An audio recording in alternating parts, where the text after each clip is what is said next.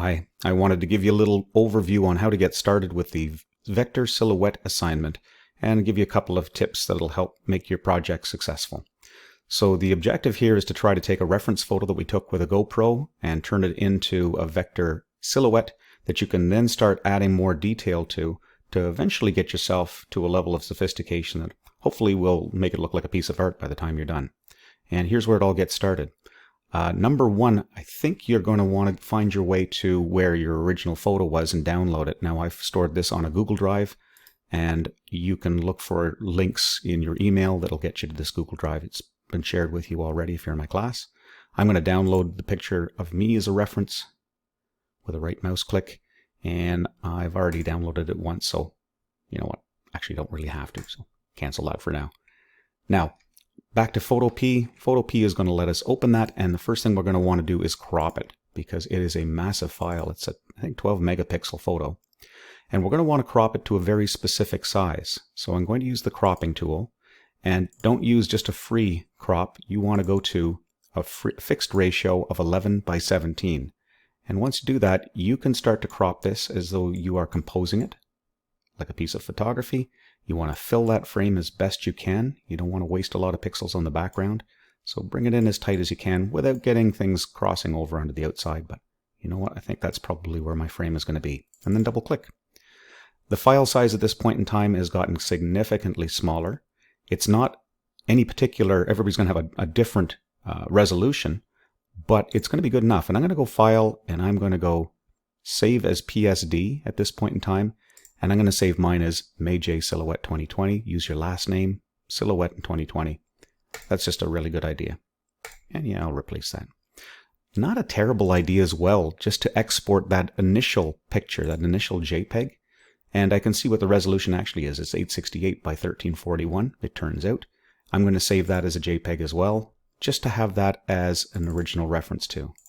And I've got that in place now.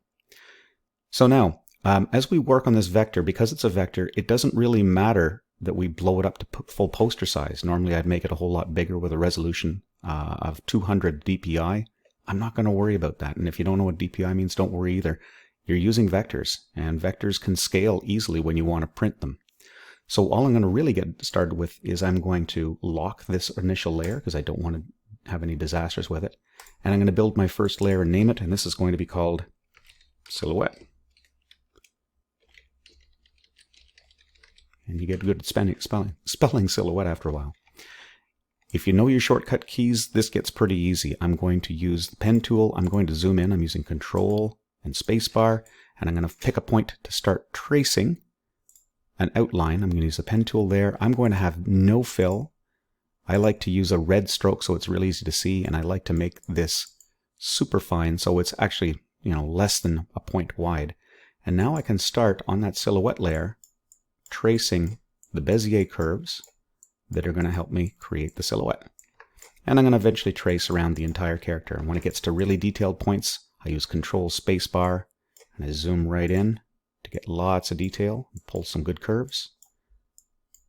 And the better you make these details, well, the classier this whole thing's going to look. And if you have to zoom out, I use Control Alt Spacebar to zoom back out so that when I get to these big points, you know, I don't have to waste time going around really meticulously. Do pull curves. I've seen students who will do this. They'll just go click, click, click, click, click. Lots of points all the way around. That's not a good outline. Eventually, you get all the way around and you can change the fill to black. And I've got a little sneak preview of that and where that's going. So here's the example in this particular case, an old reference that I had. You'll get yourself a black outline and you can give yourself a white background.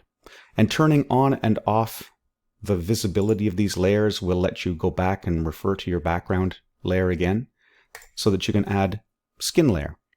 And after the skin layer, you might want to add a hair layer. Now, this is pretty decent. This is where a lot of my students have gotten to in the past, and it's not a bad look. You can get some good definition. You can really get recognizable characters. But if you want to really start stepping it up and showing not just your competence, but some exceptionality, try adding, well, a clothing layer and then a shading layer. And when you start adding shading, things start to really pull into the next dimension. This starts to look like a piece of art, and it's totally original. It's all you. And then beyond that, you can add even more, depending on what kind of time you have, adding more detail like highlights, eyes, glasses. you can actually make this thing into a complete vector selfie. And then, any way about it, you should top it off with some sort of a background and enhancements like shadows to make it look better. So it all started from there, and that's where you're starting right now. Good luck, read carefully, and hone those skills with the pen tool, because it's your answer to doing this in a really smart and efficient way. Good luck.